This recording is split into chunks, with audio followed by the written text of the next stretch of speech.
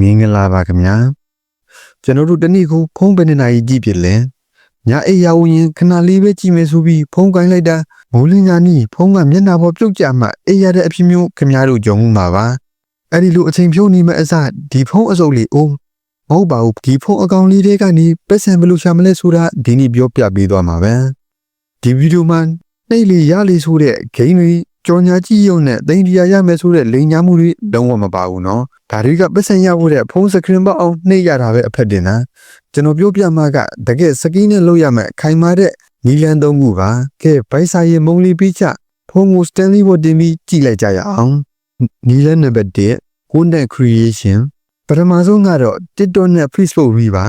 အခုခေတ်ကအပြင်ထွက်ရင်သမင်းစားတဲ့ဖုန်းနဲ့ဓာတ်ပုံရိုက်တာကအရင်စားတာပါတကယ်တော့ခင်ဗျားတို့ရဲ့အားလက်ချိန်မှာသူများဗီဒီယိုကြီးထိုင်ကြည့်ပြီး data ကုန်နေမဲ့အစားကိုယ်တိုင်းဗီဒီယိုတင်ကြည့်ပါကျွန်တော်မှဘာရေးချင်းမှမရှိဘူးလို့မပြောပါနဲ့အိမ်ကကြောင်လေးရဲ့ပြင်းစရာကောင်းတဲ့ရုပ်ကိုရိုက်တင်မလားကိုတိတဲ့နီးပညာဘဟုတုတဥပမာဟင်းချက်နီးပညာကိုပြောပြမလားရုံမချိုးလို့စိတ်မပူပါနဲ့ဖေတာမျိုးစုံရှိပါတယ်ဖေတာတင်လိုက်ရင်မိတ်ဆွေတို့မိတောင်းမိတ်ဆွေကိုပြန်မှတ်မိမှာမဟုတ်ပါဘူးဗီဒီယိုတင်ပြီး view တွေများလာရင် Facebook TikTok တို့ကနေ monetization ကနေပတ်စံရမယ်အဲ့ဒီအပြင်စပွန်ဆာတွေရလာမယ် product review တွေရလာမယ်အဓိကကတော့အချက်နည်းနည်းလျှော့အလုပ်ကိုပို့လို့ဖို့ပါပဲနီးလက်နံပါတ်1ဖုန်းနဲ့လုတ်ကိုင်းနိုင်တဲ့ freelance service ဒုတိယနီးကတော့ကိုယ့်ရဲ့လက်မနှချောင်းကိုအသုံးပြုပြီးပတ်စံရှာတာပါဒီဇိုင်နာဖြစ်ဖို့ကွန်ပျူတာအကြီးကြီးတွေမလိုပါဘူးကင်မရာကိုအသုံးပြုပြီး social media post တွေမွေးနေ့ဖိတ်စာတွေဖုန်းနဲ့ဆွဲလို့ရပါတယ်CapCut ကိုအသုံးပြုပြီးအခုခေတ် TikTok ဗီဒီယိုတွေတီးဖြတ်ပေးတာကဈေးကွက်အကြီးကြီးဖြစ်ပါတယ်ဒါပေမဲ့တခုတော့ရှိပါတယ်တချို့ customer တွေနဲ့ဆက်ဆံရတာကခင်ဗျားတို့ရေးစားဟောင်းနဲ့စကားပြောရတာတဲ့ပိုခက်ခဲပါတယ်အဲ့ဒီလိုအခက်ခဲတွေနဲ့ကြုံရပြီးမဲ့တကယ်အလုပ်ဖြစ်ပါတယ်ပိုစကီကို Facebook group တွေမှာကြောညာပါ